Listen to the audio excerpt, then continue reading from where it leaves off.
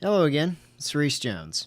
In my previous slideshow, I discussed my history with music, but I never really got into my opinions on 8 tracks, vinyl, cassettes, CDs, and digital downloads.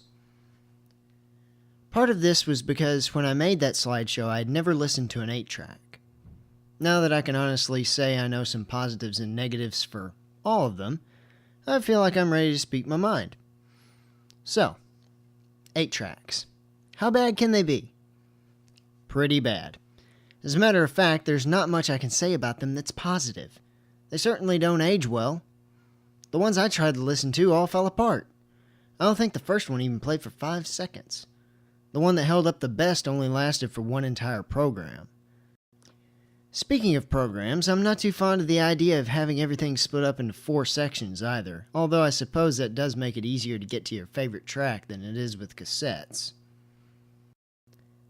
Cassettes are alright, I suppose. Some of the ones I've listened to had the same problem with aging that 8 tracks do, but most of them played fairly well. I mean, I've listened to a few of them that had some distortion problems, but that didn't always mean the whole tape was in bad shape. The distortion sounds a little funny too, but I suppose it's less funny when it's on your favorite song or album. CDs, although I do love them very much, have some problems as well. They're very easy to damage. Fingerprints, scratches, dirt, and sticky stuff can make your favorite song, or songs, completely unplayable. I try very hard to keep mine in good condition, but since I often buy used CDs, many of my discs came with pre-existing problems. That being said, disc repair machines can fix or minimize the damage well enough most of the time. Vinyl can be amazing, but it can also be horrible. I've seen some albums that sat out in the heat for too long and ended up wavy and unplayable. And then there are skips, slides, and hanks, which, though they can be annoying, at least you can usually finish the track, and it makes it easier to avoid horribly damaged albums when you're buying used, because most places let you look at them before you buy them, and the problems are visible. And then there are hisses and pops.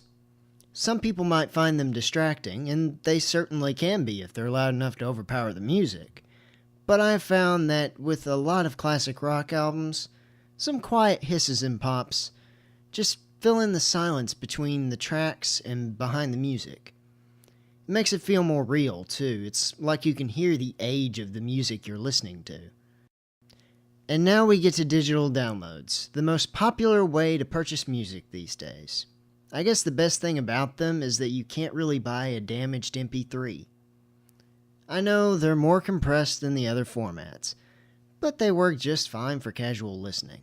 So, I guess they're alright.